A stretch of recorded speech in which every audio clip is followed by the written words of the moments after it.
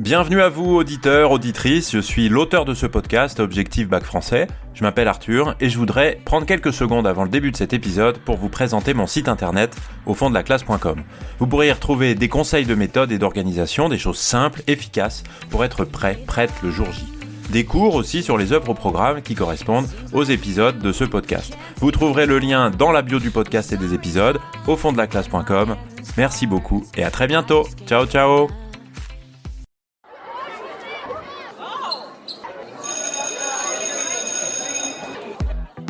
Bonjour à tous, chers élèves et chers amis du site aufonddelaclasse.com. Dans cet épisode, nous allons voir la troisième cause de la servitude volontaire selon la Boétie, le manque d'éducation et l'ignorance.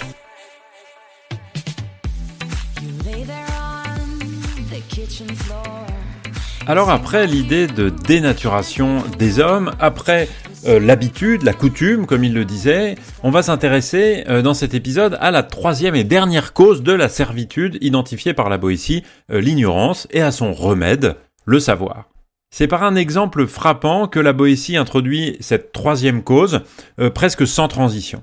Il observe que les tyrans s'emploient systématiquement à décourager l'instruction de leurs sujets, qu'ils sont en quelque sorte toujours contre l'éducation des gens de leur royaume. Et l'exemple qu'il choisit, c'est celui du Grand Turc, c'est-à-dire celui qui dirige l'Empire ottoman, qui est une figure du despotisme absolu aux yeux des lecteurs du XVIe siècle. Je vous cite le passage. « Le Grand Turc s'est bien aperçu que les livres et la pensée donnent plus que toute autre chose aux hommes le sentiment de leur dignité et la haine de la tyrannie. Je comprends que dans son pays, il n'a guère de savants, ni n'en demande. » Alors ici, on peut dire que, à travers cet exemple du Grand Turc qui refuse, fait en sorte que les livres et la pensée ne soient pas présents dans son empire, on a un argument qui fonctionne, comme on dit, à contrario, c'est-à-dire par raisonnement inverse. Si le tyran a peur du savoir, si le Grand Turc se méfie des savants au point de n'en vouloir aucun dans son empire, c'est que le savoir est dangereux pour lui. C'est-à-dire libérateur pour ceux qui le possèdent. Donc la tyrannie a besoin de l'ignorance pour survivre, c'est donc son aveu le plus révélateur. Et je vais vous citer une autre phrase un peu longue du texte qui montre ce que devient selon la Boétie la résistance quand elle est privée de savoir et d'échange. Le zèle et la passion de ceux qui sont restés, malgré les circonstances, les dévots de la liberté, restent communément sans effet, quel que soit leur nombre, parce qu'ils ne peuvent s'entendre. Les tyrans leur enlèvent toute liberté de faire, de parler et presque de penser, et ils demeurent isolés dans leurs rêves. Alors soyez attentifs à la gradation.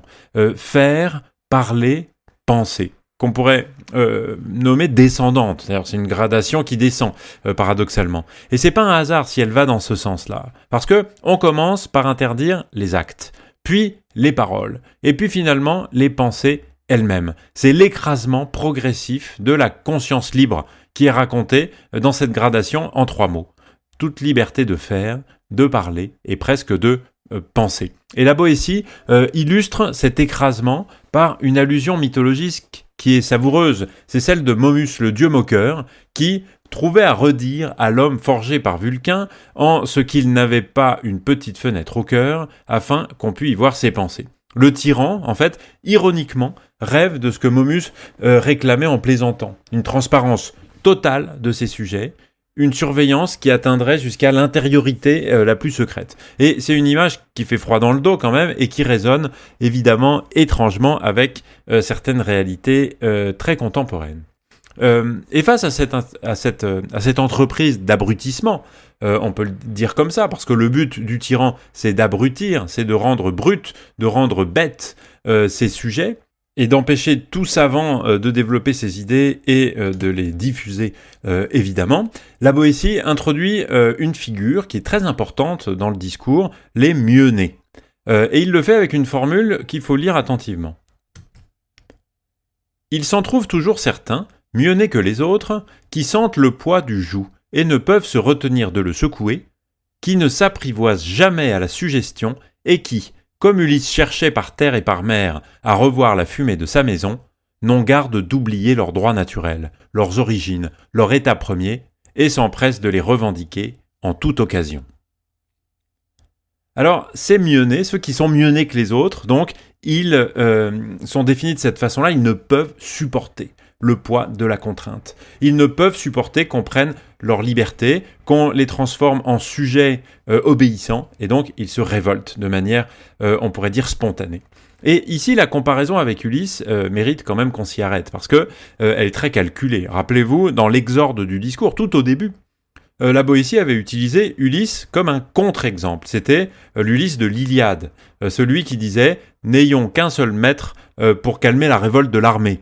Celui qui adaptait son discours aux circonstances plutôt qu'à la vérité. Et ici, c'est l'Ulysse de l'Odyssée qui apparaît, et qui est un Ulysse bien différent, celui qui cherche obstinément à rentrer chez lui, qui n'oublie jamais Ithaque, sa patrie, malgré les années, malgré les obstacles, malgré les sirènes, et la même figure homérique, donc cet Ulysse, est utilisée 2 fois dans des sens qui sont complètement opposés, ce qui est quand même la marque d'un texte, ce discours de la servitude volontaire, qui est profondément construit.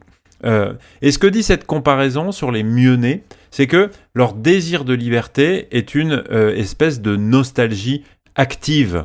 C'est un souvenir qui ne se contente pas de pleurer ce qui est perdu, mais qui pousse à l'action, qui s'empresse de revendiquer en toute occasion, dit le texte. Comme Ulysse, qui ne reste jamais immobile, qui cherche toujours les moyens pour rentrer chez lui. Et la Boétie donne juste après une définition plus précise de ces mieux-nés, et elle vaut vraiment qu'on la lise mot à mot. Ceux-là, ayant l'entendement net et l'esprit clairvoyant, ne se contentent pas, comme les ignorants, de voir ce qui est à leurs pieds sans regarder ni derrière ni devant. Ils se remémorent les choses passées pour juger le présent et prévoir l'avenir.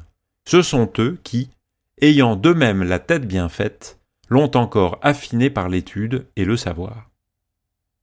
Alors cette définition, elle est double, et les 2 volets sont inséparables. D'un côté, les mieux-nés ont un don naturel, l'entendement net, l'esprit clairvoyant, la tête bien faite. C'est quelque chose qu'ils n'ont pas choisi, qui est en eux depuis le début.